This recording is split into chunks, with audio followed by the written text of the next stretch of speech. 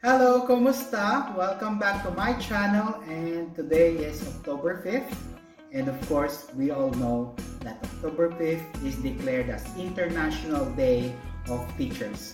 So to all of my teacher friends, former teachers, and fellow teachers around the world, this is our day, and I am doing this video just to give recognition and importance to the role that we do as teachers. So, let's do some chit-chatting today, okay?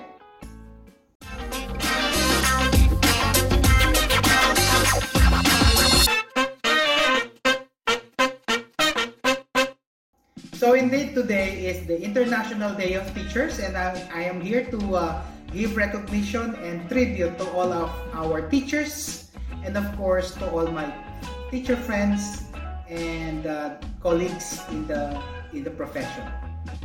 Needless to state and needless to emphasize that the teaching profession is the source of all other professions. Of course, we cannot have policemen, lawmakers, military men, nurses, medical professionals, marketing professionals, scientists without the help of the teacher from preschool up to perhaps postgraduate, right? So it's but fitting for us to give recognition to our teachers. And yes, today is that day.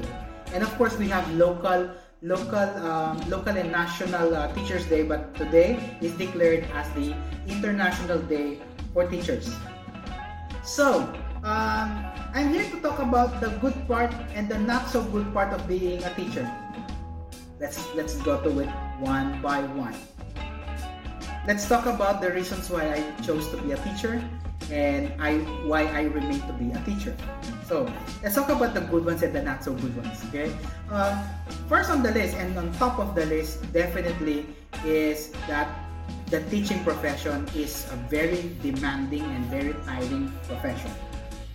On top of it, of course, is that the demand to become close to perfect is very high because we are teachers.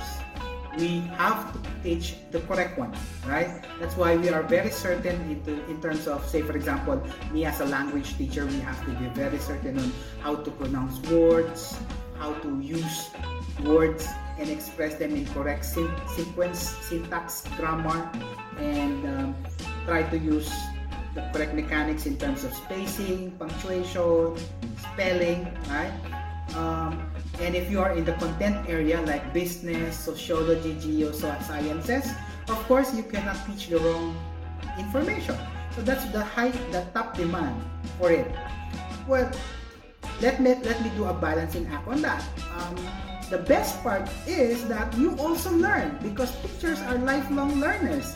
And since because there is the demand to be close to perfect and the demand to actually tell your students the correct way, we are pushed to the wall to actually study further or keep on updating ourselves. Therefore, there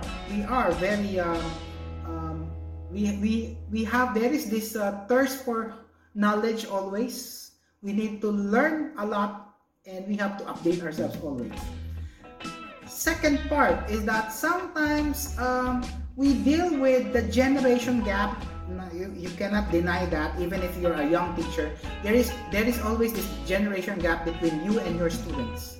So we always try to bridge that, and unfortunately sometimes in our attempt to bridge, we tend to go down and forget that we are crossing the line as well. You know, it's two-way. Some students would cross the line because they forget that they are dealing with teachers, but sometimes as teachers we also forget that we are dealing with young people, that we tend to cross the line. Again, it's not for the bad intention, but it is for the intention of bridging the gap. Okay, let me do a balancing act again. That's the good part of that is that we never grow old as teachers because we are always updated with what's new, with what's trending. You know, just imagine your 30-year-old teacher, your 25-year-old teacher, your 40-year-old teacher, or 50, 60-year-old teachers sometimes even 70, they are so updated with what's new. That's why students, they tend to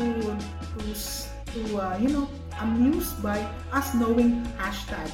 We know what's trending. We know what's TikTok, what is Instagrammable. We still know that. Not to mention that, of course, I'm vlogging now, and it's one of the concept that I learned during in one of my seminars is that teachers are technically digital migrants. With you young people are the digital natives. So we are just visiting you when you're around. So that's why we never grow old, because we learn constantly.